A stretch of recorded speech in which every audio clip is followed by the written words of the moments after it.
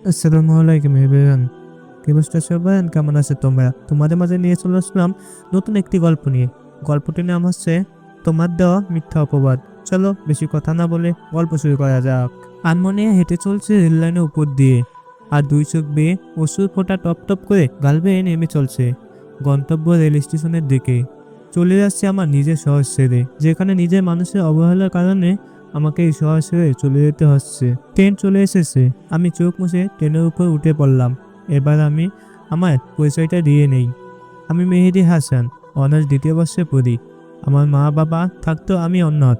তাদের থেকে অনেক দূরে চলে যাব, যেখানে আমার মতন একজন কুলাঙ্গা ছেলে তাদের পরিচয় না দিয়েই ট্রেন থেকে নেমে পড়লাম। সাইনবোর্ডে তাকিয়ে দেখি এই জায়গার নাম চাঁদপুর। আমি কিছুক্ষণ স্টেশনে এক চেয়ারে বসে বসে মা বাবা আর ছোট ভাইয়ের কথা মনে পড়ছিল। আর দূর চোখে বেয়ে শুধু পানি পড়ছে, শুধু একটা মানুষের জন্য। আমার মা বাবা নিজের বাড়ির থেকে তাড়িয়ে দিল। তবে আমিও ভেবে নিয়েছি কোনোদিন নিজের শহরে যাব না, আর মা বাবাকে আমার এই চেহারা দেখাবো না। আর যেই মানুষটার জন্য আজ আমার এই অবস্থা, তাকে আমি কোনোদিনও ক্ষমা করব না। আজীবন ঘৃণা করে যাব।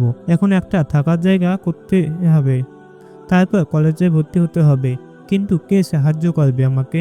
আমি তো কাউকে চিনি না। এখানে এবার স্টেশন থেকে বেরিয়ে শহরের দিকে যাচ্ছি। এভাবে হাঁটতে হাঁটতে কখন যে রাত হয়ে গেছে মনেও নাই। আমি রাস্তার ল্যাম্পপোস্টের নিচে দাঁড়িয়ে আছি, আর তখনই একটা মেয়ে দৌড়ে এসে আমার পিছনে ধাক্কা দিল। তারপর আমি সামনে তাকিয়ে দেখি দুইটা মাতাল লোক মেয়েটাকে তাড়া করছিল। আমাকে দেখে লোক দুইটা চলে গেল। এবার আমি মেয়েটিকে দেখে তাকালাম। ল্যাম্পপোস্টের আলো এই মেয়েটাকে অনেক সুন্দর লাগছে। আমি বললাম, আপনাকে কেন তাড়া করছিল?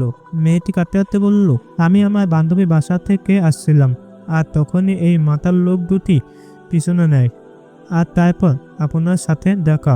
বুঝলাম। আর কোনো সমস্যা নেই, আপনি এখন যেতে পারেন। লোক দুইটা পালিয়ে গেছে। না, আমার খুব ভয় করছে। আমি কোনোদিন রাত্রে একা বের হইনি, খুব ভয় পাচ্ছি।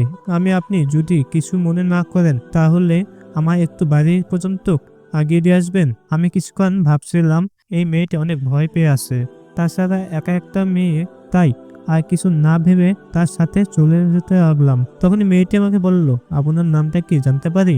আমি বললাম, মেহেদী হাসান। আপনার নামটা কি? মেয়েটি বলল, আমার নাম রিমি, অনার্স প্রথম বর্ষে পড়ি। বাড়িতে বাবা আর ছোট একটা বোন আছে। তখন মেয়েটি আমাকে জিজ্ঞাসা করে, আমি পড়াশোনা করি নাকি? তখনই আমি বললাম, আমি অনার্স দ্বিতীয় বর্ষে পড়াশোনা করি। এতিম, আমার কেউ নেই। মিথ্যা বললাম, কারণ যারা আমাকে বিনা দোষে বাড়ির থেকে বের করে দিতে পারে, তাই তাদের পরিচয় দেই নাই। এবার মেয়েটির দিকে তাকিয়ে দেখি মেয়েটি আমার দিকে এক দৃষ্টিতে তাকিয়ে আছে। হয়তো আমার উপর তার একটু মায়া হচ্ছে। রিমিরা বেশ বড়লোক না, আবার বেশ গরিবও না। মোটামুটি এই শহরে ভালোভাবে চলাফেরা যাবে। আমি রিমিকে বাইরে দিয়ে যখনই চলে আসব, তখনই রিমি আমাকে ডাক দিল আর বলল, আমাদের এখানে আজকে রাতটা আমাদের এই জায়গায় খেয়ে তারপর না চলে যেতেন? তখন আমি বললাম, অবশ্যই, আমার প্রচন্ড ক্ষুধা পেয়েছে। সেই সকালে ভাতের বদলে বাবার কাছে মার খেয়েছি, তাই আর মানা করতে পারলাম না। বাসার মধ্যে ঢুকেই দেখি সুন্দর একটা বাড়ি, সবকিছুই সাজানো গোছানো। তারপর রিমি তার আম্মুকে সবকিছু বলল আর আমাকে দেখিয়ে দিল। রিমি আম্মু আমার কাছে এসে কাঁদতে কাঁদতে বলল, আমার মেয়েটাকে বাঁচিয়ে তুমি অনেক বড় সাহায্য করলে। বাবা, তোমার প্রতি আমার সারা জীবন ঋণী হয়ে থাকবো। তখন আমি বললাম, শ্রী খালা আম্মা, কি বলছেন? মা কোনোদিনও ছেলের কাছে ঋণী থাকতে পারে? আমি তো আপনার ছেলের মতনই, তাই না? মা, সে কখন থেকে ক্ষুধা পেয়েছে, তাড়াতাড়ি খেতে দাও।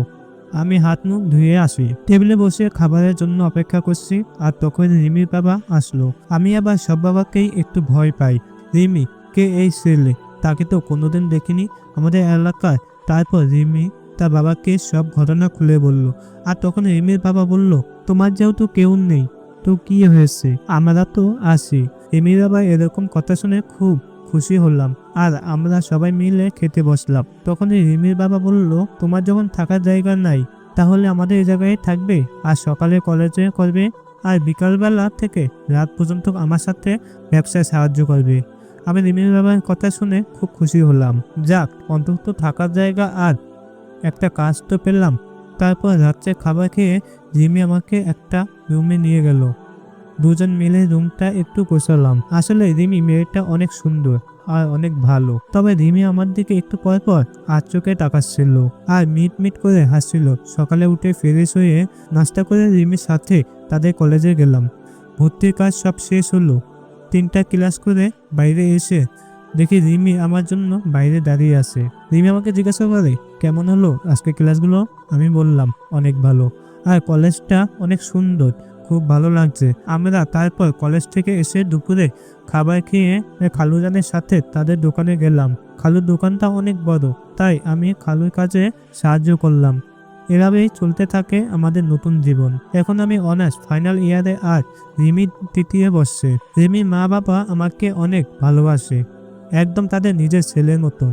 আর রিমি ছোট বোনটা তো আমাকে ছাড়া কিছুই বোঝে না, সবসময় ভাইয়া ভাইয়া করে। আমিও তাকে খুব ভালোবাসি। রিমি ছোট বোনের নাম হলো মিনি, তবে রিমি ব্যবহার দেখে আমি খুব অবাক হই। মেয়েটা এত ভালো, আর মাঝে মাঝে রিমি আচরণ দেখে মনে হয় রিমি আমাকে খুব ভালোবাসে।